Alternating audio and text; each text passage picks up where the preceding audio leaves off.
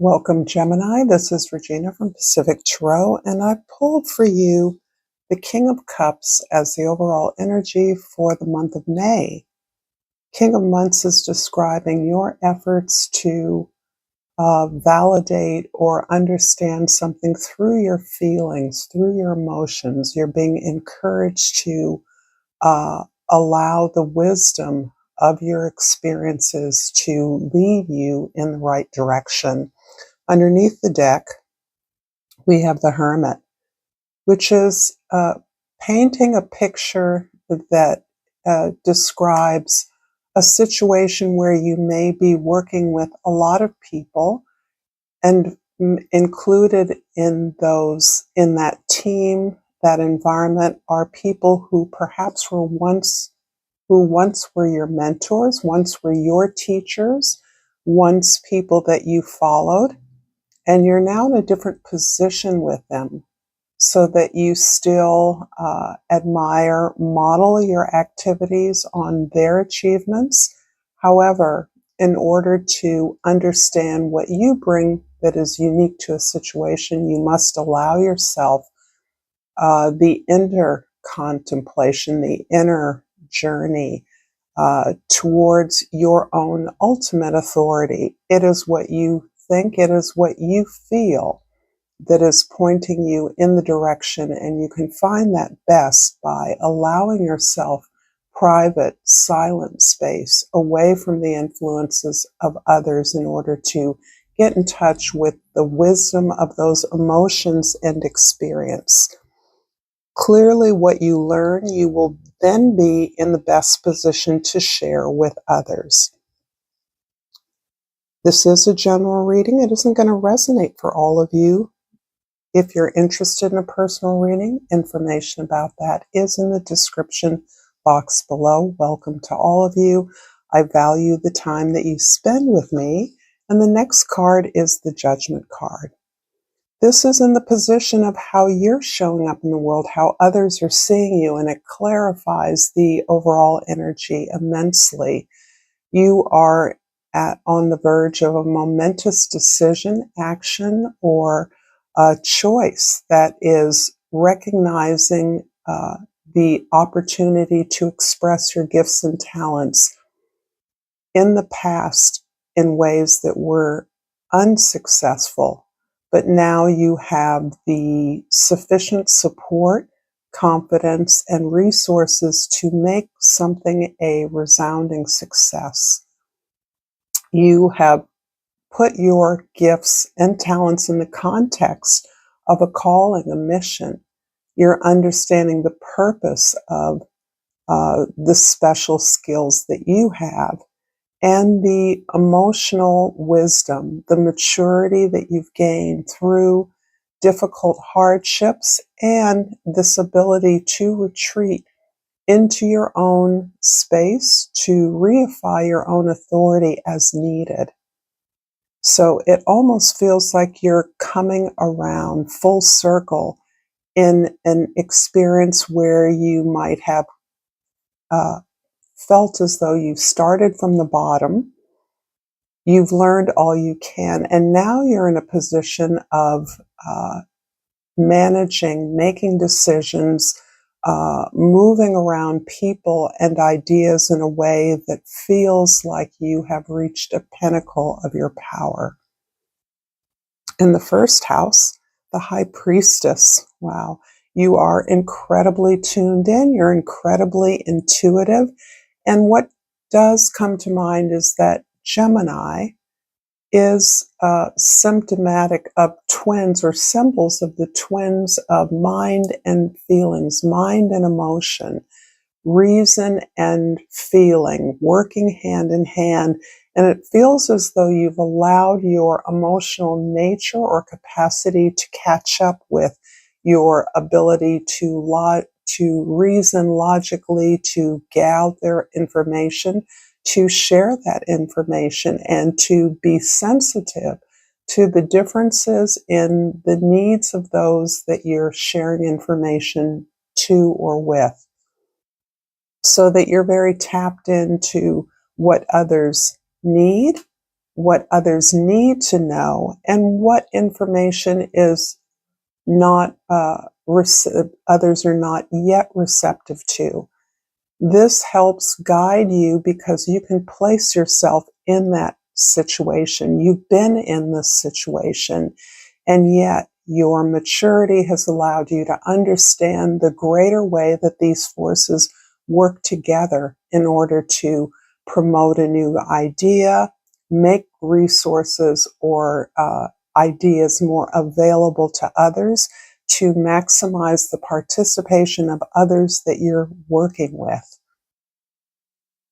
In the fourth house of your roots, your family, your soul, your foundation, the Eight of Swords is reflecting again the story of your being shaped by a lot of knowledge, a lot of ideas. You've learned many strategies. You have been privy to those who are experts in perhaps your field or in their respective fields. And in that way, there is a lot of information that it is difficult, that is distracting to you at this time. It's distracting in as much as it puts pressure on you to move in one direction or another. Something that's already been carved out. You have the option to pick one of those, but instead you are trying hard not to live in your head, not to overanalyze the situation, to rest and trust on the fact that you have all the information you need, that you are enough, that you are smart enough, and that you're able to carve your own path moving forward as a result of the integration of all the information and the knowledge that you have been able to internalize. And thus you are comfortable moving forward on your intuitive strengths that are divinely integrating information in ways that you experience in the present. You're very clear that you've gotten where you are at this time, or arrived at this choice point as a result of the exposure you've had, the knowledge you've gained. And so you are now graduating into the trust of that information, the trust in yourself, the faith and belief in yourself that you are combining this all in a way that makes sense to you and can be of greatest service to others. In the seventh house, the house of your significant relationships, the Seven of Cups, you see many options available in terms of those significant partnerships with which you live, love, and work. There are so many offers coming to you as a result of the way you're being perceived, your multiple talents, your fluidity, and your ability to be real. And by that, I mean to be down to earth, to casually share your emotions as relevant to the discussion or a subject at hand.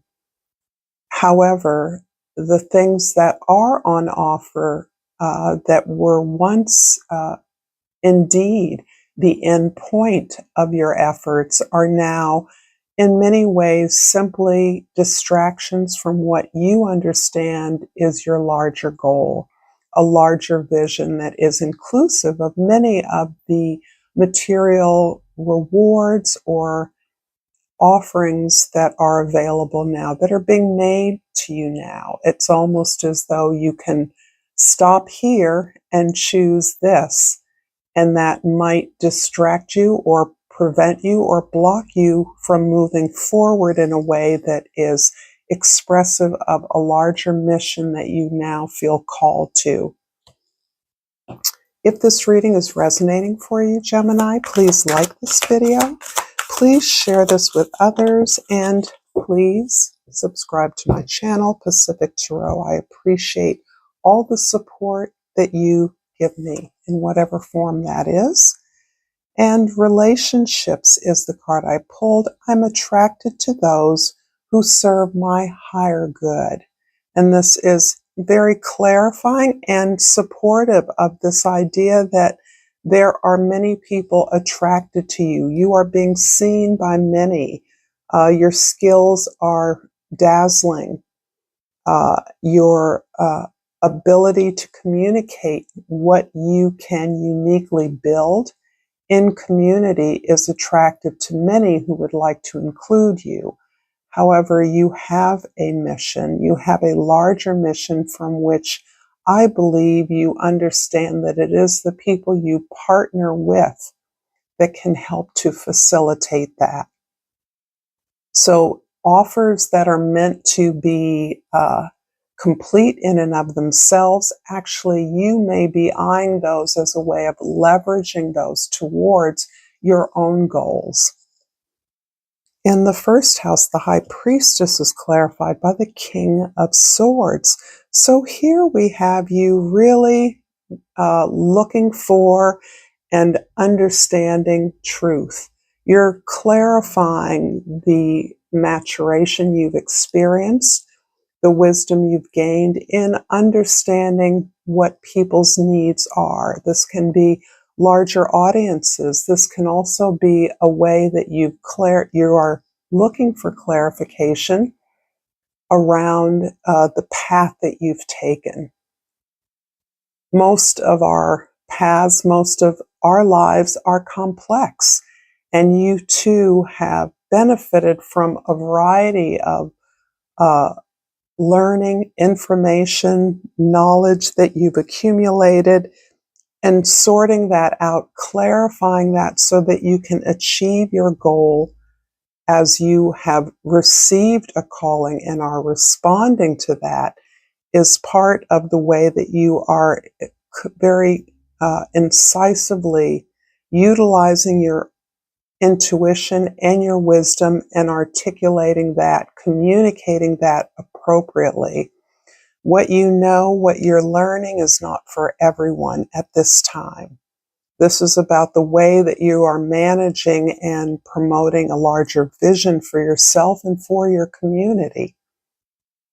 And in that way, it is the sometimes the disruptive, sometimes the painful truth that is what illuminates and clarifies for us how we're going to move forward. It just also displays a ton of confidence in your own reasoning faculties, which is part of what you are reviewing. The Eight of Swords in the fourth house is clarified by the Death. In this case, I would call this a rebirth because I do feel you are recycling, you're overturning, you're synthesizing a lot of information and knowledge that you have gained. And in that way, you are asserting your own authority to direct that as appropriate. And this is something of a reversal from the way that you have moved through the ranks for some of you, the way that you've come to a certain standing in your professional community or your family, is this way that you have surrendered to that knowledge, you've surrendered and released that authority in your life, and you now understand that your job now is to stand in your ability to sort through and prioritize what is most important about your mission from what you've learned. There can be a way that you understand your family of origin as having uniquely trained you for this particular moment, this rebirth, this dramatic change you're experiencing. In fact, it's more than that. It's a literal transformation. And so in many ways, there may have been a physical loss or death that has helped you to reshuffle the pieces of your past or your family origin, the position you hold, the role you were assigned versus the position you now find yourself in. In the seventh house, The Seven of Cups is clarified by the Wheel of Fortune. The Wheel of Fortune is describing as an accumulation of karma, that perseverance, that clarity, that willingness to commit to a larger holistic vision that serves everyone, including yourself, but certainly the community at large, your audiences, your clients, your customers, so that the universe is creating opportunities or allowing you to see opportunities where you didn't see them before. And in particular, in the realm of relationships, there is some offering, some connection that is deeply transforming your ability to earn and to build towards this new decision, this calling, this mission that you've identified is of your own creation, of your own manifestation. And in the 10th house, the Seven of Cups, a repeat, is indicating again, the closer and closer you reach to your goal, to the enactment or activation of your vision, you are continuously being offered a variety of material rewards that you have never dismissed entirely. You've only prioritized your vision and how these offers could leverage your way towards this activation, towards this position in your community, in your job, in your family, wherever it's relevant to you. But this is also indicating that all of these things come with your success in activating, in moving forward your vision. That all of the rewards, more money, more love, more fame, being noticed, a better sense of self and your self-development, and other material rewards, as well as the opposites of that. More enemies, more envy, jealousy, manipulations that you have to move through and around, and with which you are capable of doing. But they don't banish all the difficulties in your life. In fact, the more that you gain, the more you get used to the fact that you attract envy, jealousy, competition as a part of success and abundance. I'm going to finish off this reading with you, Gemini, with an oracle card, and the Shungite has appeared, and the Shungite keyword is discipline.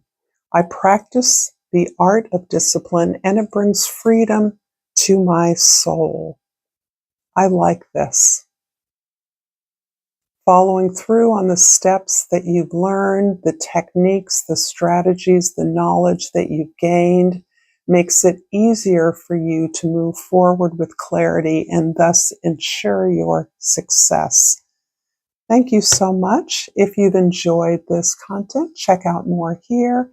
And until next time, Gemini, namaste.